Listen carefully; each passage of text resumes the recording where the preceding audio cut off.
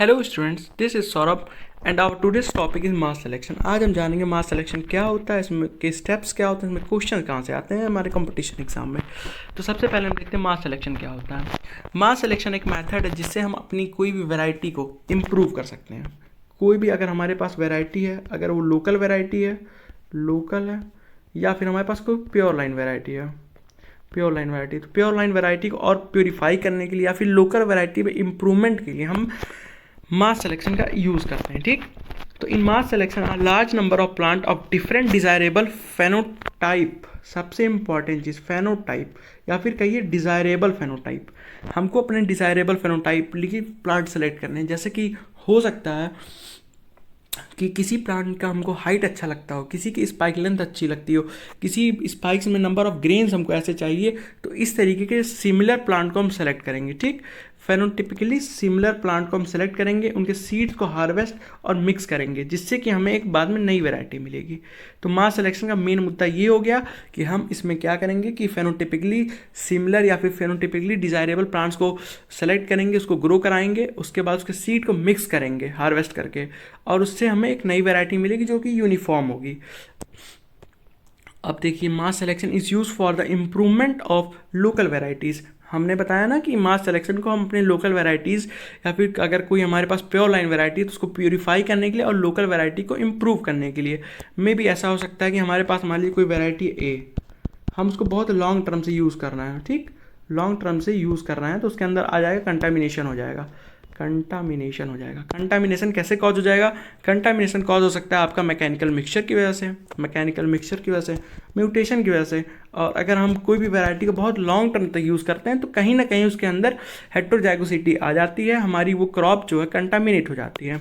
लेकिन most of farmers ऐसी crop को प्रीफर करते हैं जिसके अंदर कोई कंटामिनेशन नहीं होता है। ठीक, हमारे जो सेल्फ पॉलिनेटेड क्रॉप्स होते हैं उसके अंदर हमको वेरिएबिलिटी बिल्कुल भी पसंद नहीं है।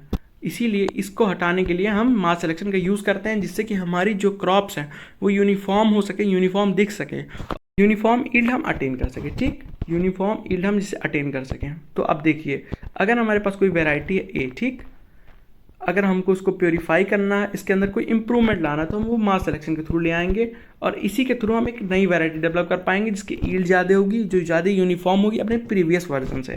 ओके, तो सिंपल सा इसका डिफिनीशन है कि in mass selection a large number of plants of different desirable phenotype. सबसे इंपॉर्टेंट चीज़ ये फेनोटाइप है या फिर डिजायरेबल फेनोटाइप है, are selected and their seed are mix together to constitute a new variety. ठीक, हमको क्या करना है, मेन हमारा पर्पस है कि हमें एक न्यू वैरायटी बनानी है जो कि हमारे पुराने वैरायटी से यूनिफॉर्म हो, उसके अंदर जो उसके डिजायरेबल कैरेक्टर वो ज़्यादा अच्छे से हो। ठीक, अगर हमारी कोई वैरायटी है, मान लीजिए ए, ओके, ए वैरायटी है, अगर इसका ईल्ड अच्छा है, ईल्ड इसका अच्छा है, और अगर हमको इसके अंदर इम्प्रूवमेंट लाना है, लेकिन ये क्या है, ईल्ड अच्छा है लेकिन ये क्या हो गई है, वैरायटी कंटामिनेट हो गई है, वैरायटी हमारी कंटामिनेट हो गई है वेरियस फैक्टर्स की वजह से। मान लीजिए म्यूटेशन हो गया या फिर इसके अंदर मैकेनिकल मिक्सचर हो गया, अगर हम लॉन्ग टर्म से यूज़ करें। ठीक, तो इसको इम्प्रूव करने के लिए हमें मास सिलेक्शन का यूज़ करना पड़ेगा। ठीक, अब हम इसके स्टेप्स देखते हैं, steps for mass selection. Okay, अगर हमारे पास कोई ए वैरायटी है,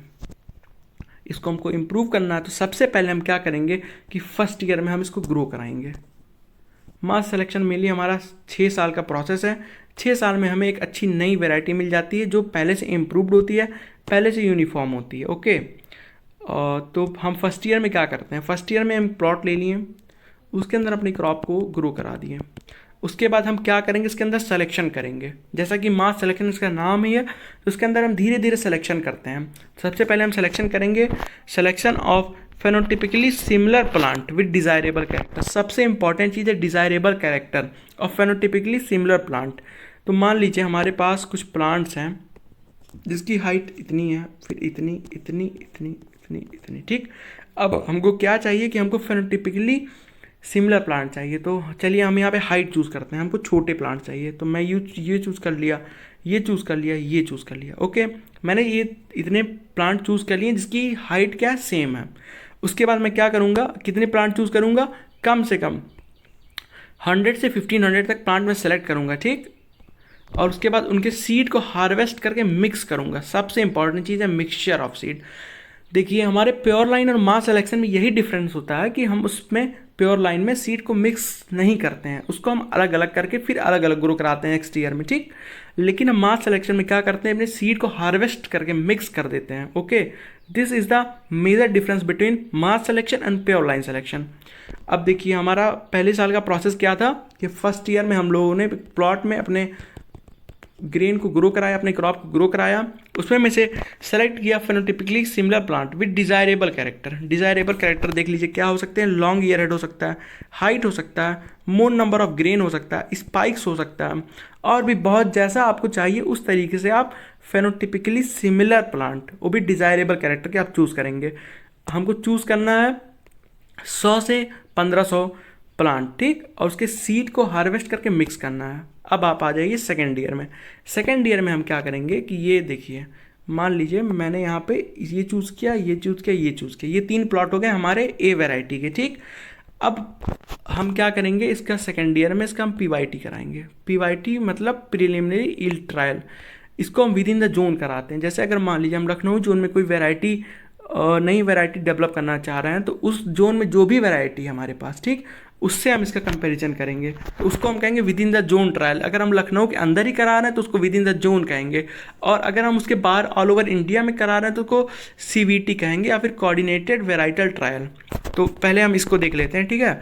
इसमें हम क्या कराएंगे, अपने क्रॉप को 1 साल के लिए विद इन द जोन में हम टेस्ट करेंगे। अब यहाँ पे आइए, आप देखिए हमारी ये वैरायटी हो गई ए, हमारी ये वैरायटी हो गई ए, ये अब ये है 1 2 3। अब आप पूछेंगे ये क्या है, तो इसको हम कहते हैं चेक वैरायटी कहते हैं, ठीक। अब कहेंगे आप चेक वैरायटी क्या होती है sir, check variety of the region. Okay, तो अगर मान लीजिए हम कहाँ पे अपनी वैरायटी को ग्रो कराएं, लखनऊ में, ठीक। अगर लखनऊ में कोई एक वैरायटी है, मान लीजिए वाई, ये वैरायटी बहुत अच्छी है, इसकी ईल्ड बहुत ज़्यादा है, तो हम सबसे पहले जानते हैं कि हमारे प्लांट ब्रीडिंग ऑब्जेक्टिव है कि सबसे ज़्यादा हमको ईल्ड को प्रेफरेंस देनी है। अगर ये वाई जो है ज़्यादा ईल्ड करेगी हमारे ए वैरायटी से किसी भी रीजन में, तो वहाँ के फार्मर्स को ग्रो ही नहीं कराएंगे, इसको ग्रो नहीं कराएंगे। अगर ये ईल्ड ज़्यादा नहीं देगी वहाँ से, इसको ग्रो नहीं कराएंगे। वो तो यही प्रेफर करेंगे ना कि इनकी जो वाई ईल्ड है, उनके जो चेक वैरायटी है पहले से वही ग्रो कराएं। तो इसके लिए हम इसका जब विद इन द जोन में ट्रायल कराएंगे तो हम चेक करेंगे कि कहाँ पे इसका जो है प्रोडक्शन हमारी जो वैरायटी चेक वैरायटी से ज़्यादा है और कहाँ पे जहाँ चेक वैरायटी से कम है।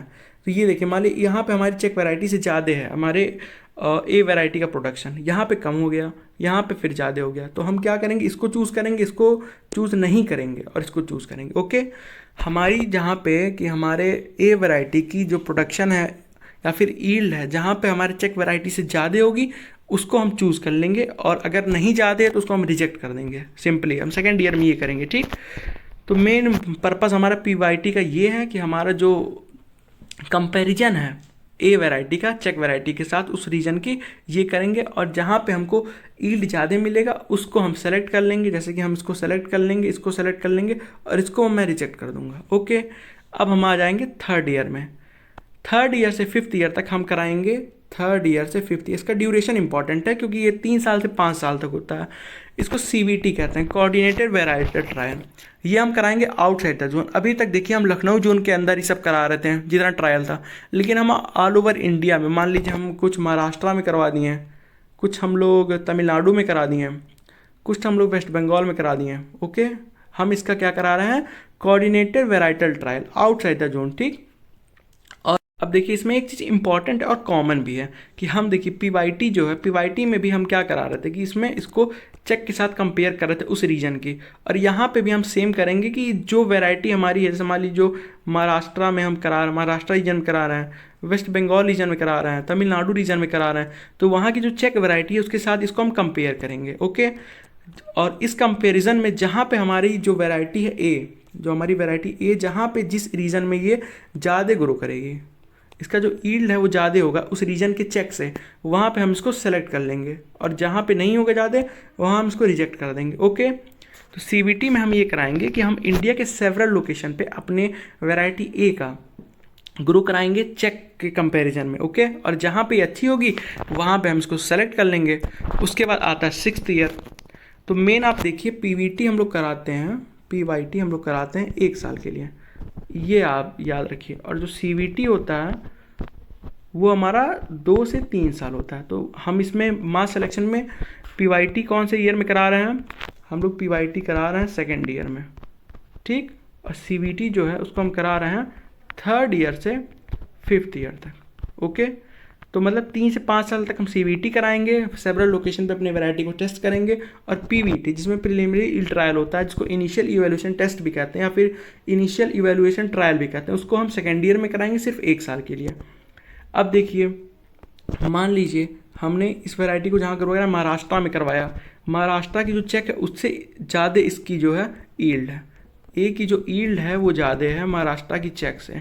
तो अब हम इसको महाराष्ट्र में जो है रिलीज़ कर देंगे इस वैरायटी को। इसकी रिलीज़ करने के लिए फिर फार्मर को इसका बल्क में अवेलेबल कराने के लिए इसका मल्टीप्लिकेशन करेंगे, उसके बाद एक प्रॉपर चैनल से हम इसका डिस्ट्रीब्यूशन करेंगे, ओके। तो ये हो गया हमारा मास सिलेक्शन, जिसमें कि फर्स्ट ईयर में हमने क्या किया कि हमने सेलेक्ट किया फेनोटाइपिकली सिमिलर या फिर डिज़ायरेबल कैरेक्टर वाले प्लांट को। कितना सेलेक्ट किया, 100 से 1500 तक। उसके सीड को हार्वेस्ट किया और मिक्स कर दिया। मेन डिफरेंस यही है प्योर लाइन और मास सिलेक्शन में कि उसमें हम सीड मिक्स नहीं करते हैं और इसमें हम सीड मिक्स कर देते हैं। फिर हमने सेकेंड ईयर में पीवीटी कराया। पीवीटी में हमने देखा कि हम वहाँ के उसके चेक लोकल चेक वैरायटी से उसका कंपैरिजन कराते हैं। जहाँ पे चेक वैरायटी की यील्ड ज़्यादा है वहाँ पे हम ए वैरायटी को रिजेक्ट कर देते हैं, और जहाँ पे ए वैरायटी की यील्ड ज़्यादा है चेक वैरायटी से उसको हम सेलेक्ट कर लेते हैं। फिर हम इसका सीवीटी कराते हैं third year to fifth year, और सिक्स्थ ईयर में हम इसका सीड मल्टीप्लिकेशन और डिस्ट्रीब्यूशन करते हैं, ओके। अब मैं आपको कुछ पॉइंट बताता हूँ एग्जामिनेशन ओरिएंटेशन से कि जो इम्पॉर्टेंट है, जहाँ से मेनली एग्ज़ाम में क्वेश्चंस आते हैं, ठीक है। तो पहला पॉइंट हमारा क्या हो जाएगा, देखिए इसको सबसे पहले आप नोट कर लीजिए कहीं पे, points to remember about mass selection, okay. सबसे पहला पॉइंट हमारा हो जाएगा कि can mass selection can be use to improve self and cross pollinated crop, ठीक। हम क्या कर सकते हैं कि मास सिलेक्शन को यूज़ करते हैं सेल्फ और क्रॉस पॉलिनेटेड दोनों क्रॉप को इम्प्रूव करने के लिए। लेकिन अगर कहीं क्वेश्चन आता है कि जहाँ पे हमको मास सिलेक्शन का ये क्वेश्चन आता है और हमको 2 ऑप्शन मिलते हैं, क्रॉस पॉलिनेटेड और सेल्फ पॉलिनेटेड, तो हम टिक लगाएंगे सेल्फ पॉलिनेटेड क्रॉप पे, क्योंकि ये मोस्टली जो है हमारा यूज़ होता है क्रॉस पॉलिनेटेड क्रॉप पे, ओके। फिर सेकंड पॉइंट आ जाएगा, use for the purification of existing pure line variety. जो हमारे पास प्योर लाइन वैरायटी पहले से है उसको अगर हमको प्योर करना है तो उसके लिए हम यूज़ करते हैं मास सिलेक्शन। फिर सबसे इम्पॉर्टेंट, सबसे मोस्ट इम्पॉर्टेंट पॉइंट ये आता है आपका कि maintenance of nucleus of pure line variety is done by mass selection. अगर हमारे पास प्योर लाइन वैरायटी है, ठीक, उसका न्यूक्लियस को हमको अगर मेंटेन करना है तो हम सिर्फ मास सिलेक्शन के थ्रू करेंगे। अभी भी बड़े बड़े लेबोरेटरीज में यही सिलेक्शन यूज़ होता है, मास सिलेक्शन के थ्रू हम उसको मेंटेन करते हैं, ओके। अब देखिए, mass selection is based on phenotype. ये क्वेश्चन आता है कि mass selection is based on, फिर आपको एग्जांपल ऑप्शन दे देगा कि फेनोटाइप हो गया, जेनोटाइप हो गया, ऐसे ऐसे करके दे देगा, तो आप उसमें चूज करेंगे फेनोटाइप, ओके। फिर आपका एक पॉइंट आ जाएगा the term selection is coined by.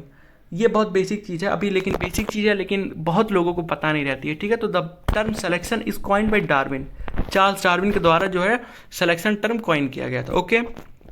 अब आप देखिए कि मास सिलेक्शन वैरायटी है broad genetic base and wider adaptability in comparison to other varieties. इसके जो होते हैं ब्रॉड जेनेटिक बेस होता है कि अगर मान लीजिए बहुत अलग अलग कंडीशन में इजीली अडेप्टेबल होता है, ठीक, इसकी वाइडर अडेप्टेबिलिटी होती है।